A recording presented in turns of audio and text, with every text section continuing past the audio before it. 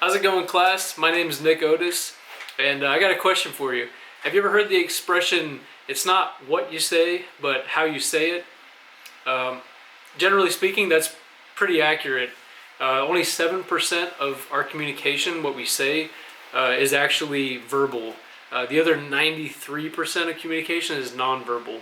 And that's an important thing to consider for marketers because you can say one thing or you can write something on a newspaper, but how it's said and how it's presented is pretty much the entirety of how it's communicated or how the person receiving the communication is going to interpret it. So when it comes to marketing, marketers, they want to ensure that like 93% of their message is being heard, but it would be more effective if you could get 100% of that message. So there are actually 6 steps.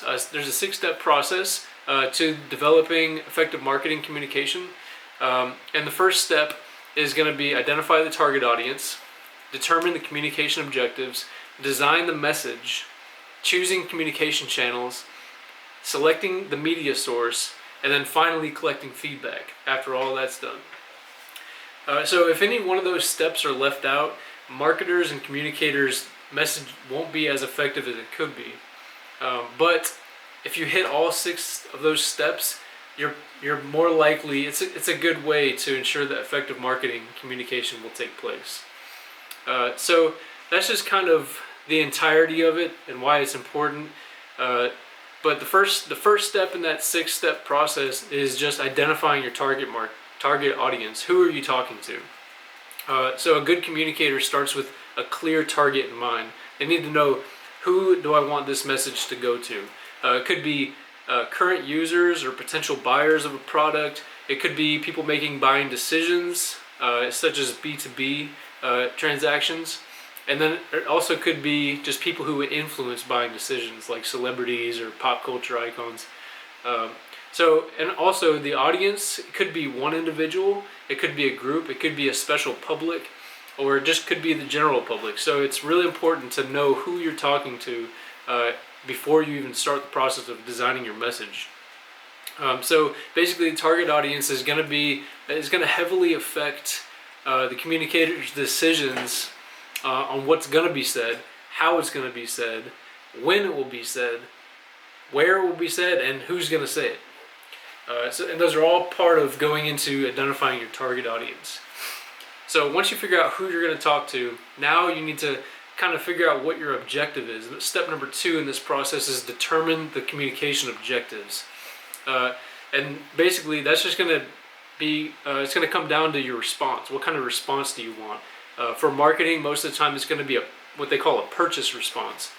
And then when you're talking to a group or a buyer, buyers are generally in one of 6 buyer readiness positions. First one is awareness. They just know about the product, or they've heard of the product. Second step is knowledge. They have some knowledge about the product. Third step is they like the product. Fourth step is they prefer the product. The 5th stage is conviction. This is their product. They believe in this product. And then the 6th stage is the purchase. So you need to know where the buyer's at, where the audience is at when you're giving your message.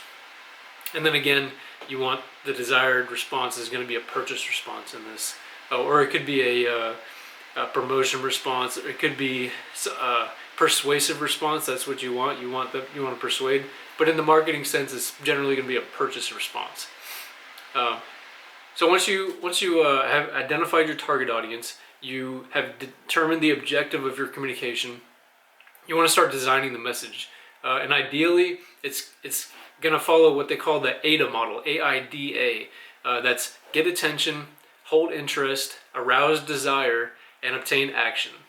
And then the marketing communicator must decide what to say, which is the content, and then how to say it, which is going to be the structure and the format. So designing your message, you really want to use the AIDA model to get attention, hold interest, arouse desire, and obtain action out of your message. So the 4th step is going to be choosing the communication channel and media. There's 2 types of communication channels. The first one is personal communication channel. The second one is going to be non-personal communication channel. So in personal communication channels, word of mouth is a really powerful channel.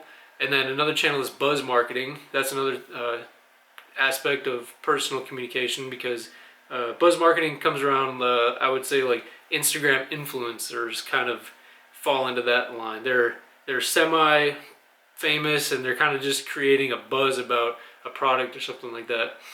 And then the non-personal communication channels, and that's just mass media. That's atmospheres, that's major events, that's something that's just broadcasting product information or like an advertisement without selecting who it's coming from.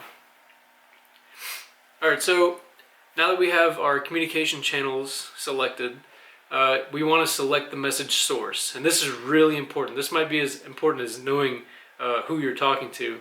And that's just basically your spokesperson, who's going to be delivering the message. The message's impact depends on how the target audience views the communicator. So picking the wrong spokesperson can result in pretty damaging reputations. It could be a tarnished image, embarrassment. The brand it's not lining up. So that'd be like if Nike chose to have some out of shape fat guy, represent their brand, which is supposed to be like a sports and athletics brand. It just doesn't fit, So like a better spokesperson for Nike would be maybe Serena Williams or somebody who's a major athlete, and they would represent the brand well. So once you have your spokesperson, you've identified your target audience, you've determined the communication objective, you've designed the message, you've chose your communication channel, you've selected the message source or the spokesperson. Now, after you deliver the message, it's critical to collect feedback on how the consumer or how the audience viewed or perceived your message.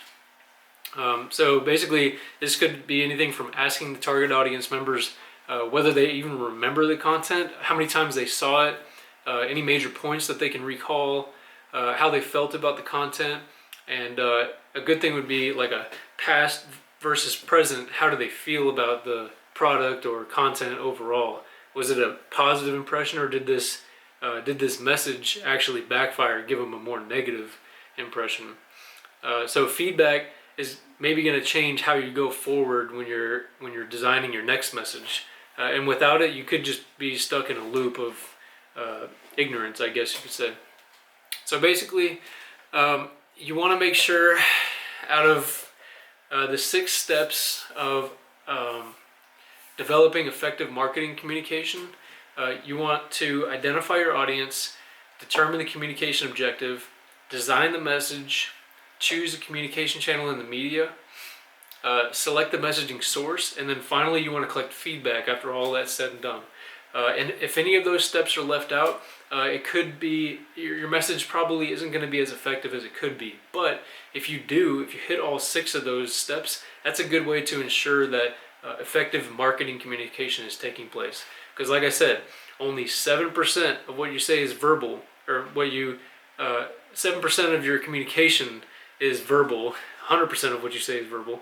But 93% of the message that you actually want to portray to somebody isn't even in the words that you use. So it's real important to get the whole picture when you're designing a message for effective marketing communication. Thanks for listening. My name is Nick Otos, and have a great day.